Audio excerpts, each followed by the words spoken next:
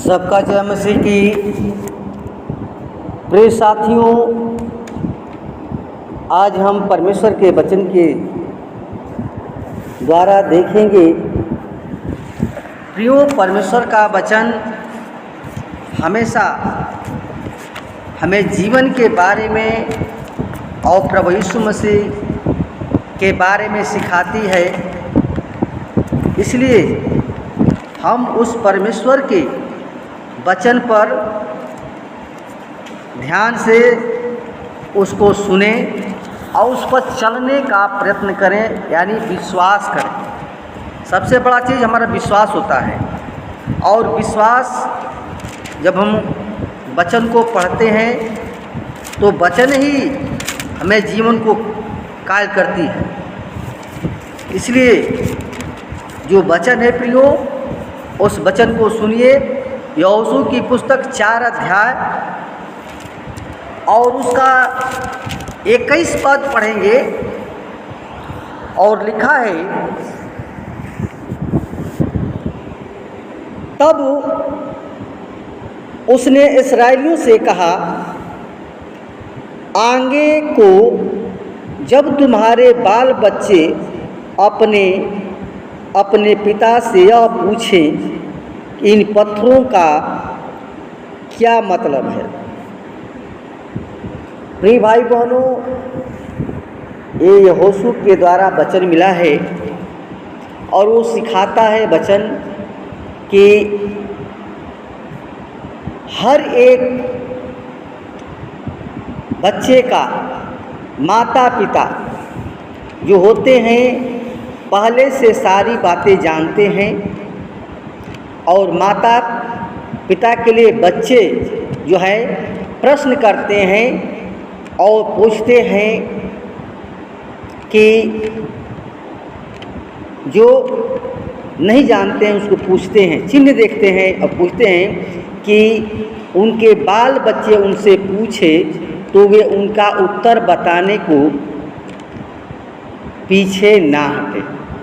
जब बच्चे पूछते हैं तो माता पिता उनका उत्तर बताता है, क्योंकि बच्चों का स्वभाव होता है कि वे वास्तविकता को जाने, वास्तविकता को जानना चाहते हैं, और बार बार प्रश्न पूछते हैं कि माता पिता को उस बाइबल की महान सच्चाइयों को बताना चाहिए। और यहोशू और मूसा ने सारे इस्राएलियों को बताया कि परमेश्वर ने जो महान कार्य उन सब के लिए किए थे, वे उनको अपने भावी पीढ़ी की संतान को बताए। प्रिय साथियों, जब इस्राएली कनान देश में जा रहे थे तो परमेश्वर उनकी अगुवाई कर रहा था, और परमेश्वर की उपस्थिति का प्रतीक वाचा का संदूक था, जो सब लोगों के सामने आगे आगे ले जाया जाता था, और याजक वाचा के संदूक को उठाते थे। और जैसे ही याजकों के पैर यर्दन नदी के जल पर पड़ा, वैसे ही यर्दन नदी 2 भाग में बट गई, जिससे वाचा की संदूक उठाकर ले जाने वाले याजक यर्दन के बीचों बीच सूखी भूमि में स्थिर खड़े रहे, और समस्त इस्राएली सूखी भूमि पर से पार हुए। इसलिए प्रियो, जो यहोशू इस्राएलियों की अगुवाई कर रहा था, उसने हर एक गोत्र में से एक एक पुरुष को चुनकर और नदी के मध्य से एक एक पत्थर लाने के लिए भेजा। जहाँ उन्होंने रात बिताई थी, वहाँ पर इस्राएल के 12 गोत्रों के द्वारा लाए गए 12 पत्थरों से एक स्मारक निर्माण किया।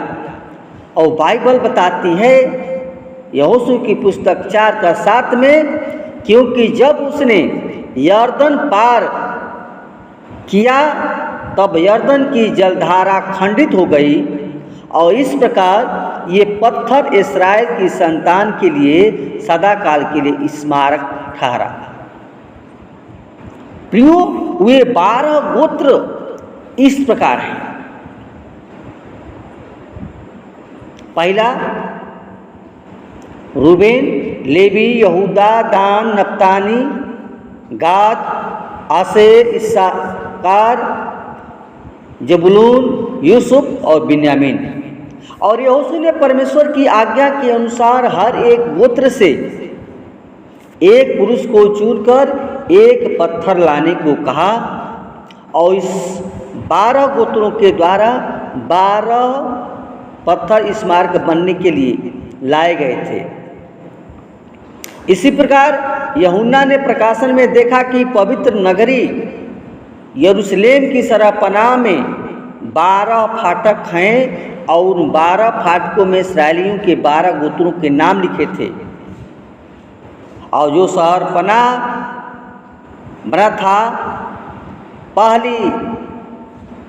पहला पत्थर यह सब की बनी थी।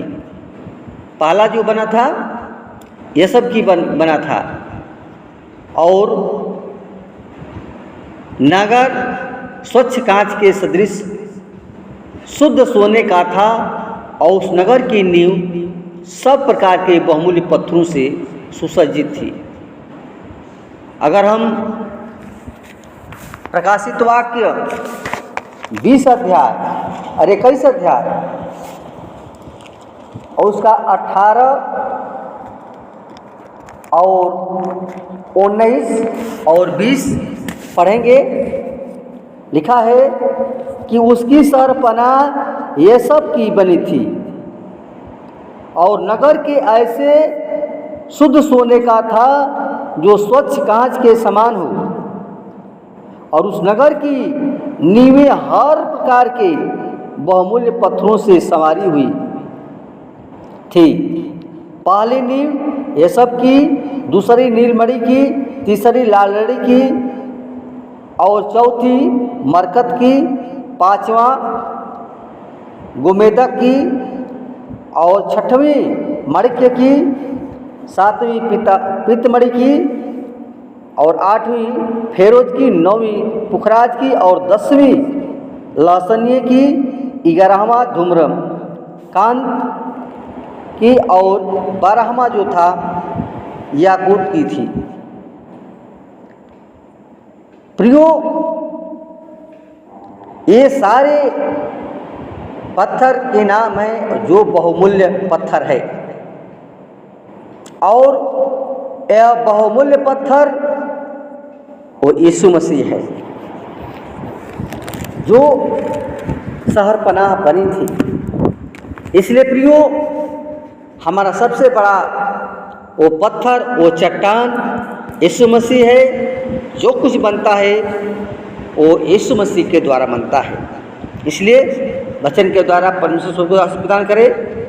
और प्रियो, इस वचन के प्रभु सुनने के बाद आप लोग प्रभु यीशु मसीह के हाथों में अपने जीवन को सौंपकर और विश्वास करें, क्योंकि परमेश्वर जो है यीशु मसीह ही वो जीवित परमेश्वर है।